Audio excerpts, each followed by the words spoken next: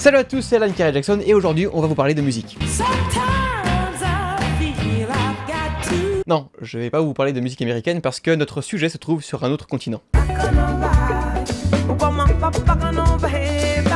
Non plus. Arrête ça. Non, c'est pas en Afrique parce que nous allons parler d'un artiste qui nous vient tout droit de Russie. Suffit! Tu cesses! Ah mais ça va, je veux dire, le mec, il fait le montage, il m'attend pas, je veux dire, il met des génériques, il m'impose du générique, il sait même pas de quoi je vais parler. Du coup, il fait du générique comme ça. Non mais je suis en train de parler à moi-même là. Je suis totalement con. C'est quoi cette voix là? Pardon, j'ai poussé mon délire peut-être un petit peu trop loin. Alors que c'est que le début de la vidéo, donc du coup c'est pas... Excusez-moi. On y retourne. Donc dans cette vidéo, nous allons parler... De toute façon tu l'as vu parce qu'il y a le titre. Mais bon, nous allons parler d'un artiste russe qui est très peu connu en France, mis à part pour ses mèmes. Je parle bien sûr de Vitas.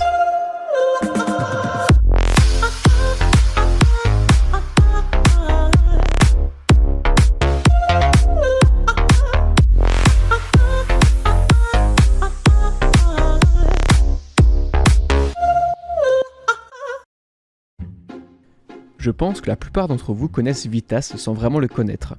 Sûrement aperçu dans une publication sur un réseau social en tant que mème, et c'est d'ailleurs comme ça que je l'ai connu moi aussi il y a quelques années, en 2015. Ma première réaction fut le rire, tellement je trouvais ça what the fuck. Et il a raison, regardez.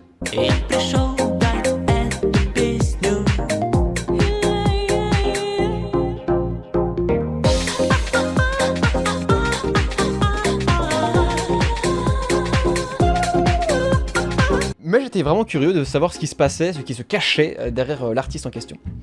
Et j'ai pas été déçu. Et après l'écoute de 100 chansons, oui j'ai écouté tout ça. J'ai pas tout kiffé, hein, vraiment.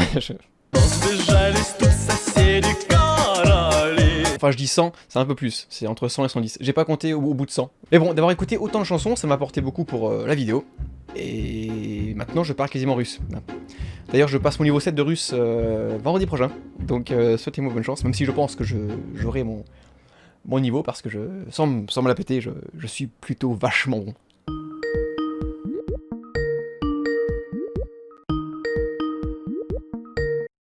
Откуда вы? Mojanusz Fejatovi. J'ai aussi regardé 4 heures de live et fait des recherches sur le personnage, sur l'artiste, sur tout ce qu'il a fait. Et je pense maintenant pouvoir vous donner ma vision de celui-ci et partager avec vous mes découvertes intéressantes. Vitaly Vladasovich Glatchov, plus connu sous le nom de Vitas. Et ça m'arrange, parce que je me voyais mal répéter son vrai prénom tout le long de la vidéo. Il est auteur, compositeur, interprète, acteur et styliste. Il est né le 19 février 1979 à Odessa, où il s'intéresse très vite à la musique. Et je vais m'arrêter là pour la biographie, parce que c'est pas le sujet non plus de la vidéo. Et bon, c'est juste pour une formalité, pour vous montrer que j'avais bossé un minimum la vidéo. Enfin, j'ai lu 3 lignes sur Wikipédia, quoi. Voilà. Parlons directement de l'origine du mème que vous avez pu apercevoir tout à l'heure. Cette vidéo est celle de la chanson The Seventh Element et date de 2001. Mais ce n'est qu'en 2015 qu'un membre de Reddit la partage et la fait connaître en Occident. D'ailleurs, la vidéo accumula quelques 20 millions de vues suite à ce partage. En même temps, la vidéo est tellement improbable que c'est pas compliqué de comprendre pourquoi elle a cumulé autant de vues. Entre le chant de Vitas, qui est très particulier,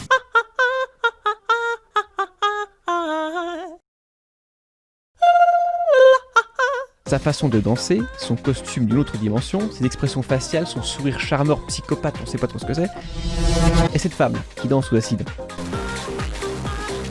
Depuis, d'autres extraits de ses chansons et de ses lives sont apparus afin de rire de sa façon de chanter et de danser.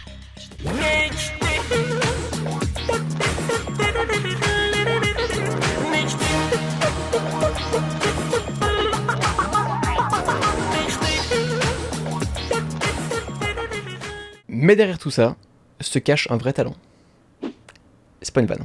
Vitas est connu pour une étendue vocale de dingue. Il est contre-ténor, a une gamme vocale de 5 octaves et peut atteindre le contre-ut dièse de soprano, qui est un do dièse phase 5. Je pense que ça s'est entendu et que ça se voit à ma tête, que j'ai pas compris un mot de ce que j'ai dit là. Et je suis désolé pour ceux qui font du solfège ou un truc comme ça, parce que j'ai dû sûrement mettre plein d'erreurs dans ma façon de parler. Hashtag machin, je comprends pas. Pour moi c'est min dièse. Voici des exemples, ça sera beaucoup plus simple.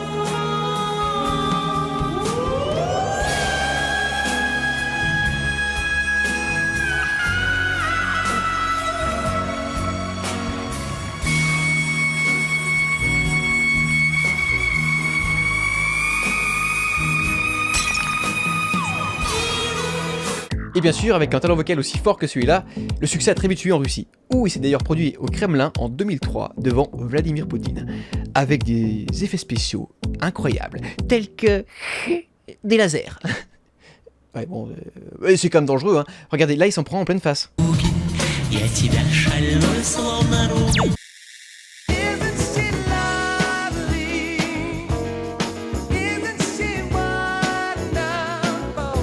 Il a aussi eu du succès en Chine, où il fit 2 tournées à guichet fermé et a fait l'ouverture des Jeux Olympiques en 2008, et joua même dans un film Mulan en 2009.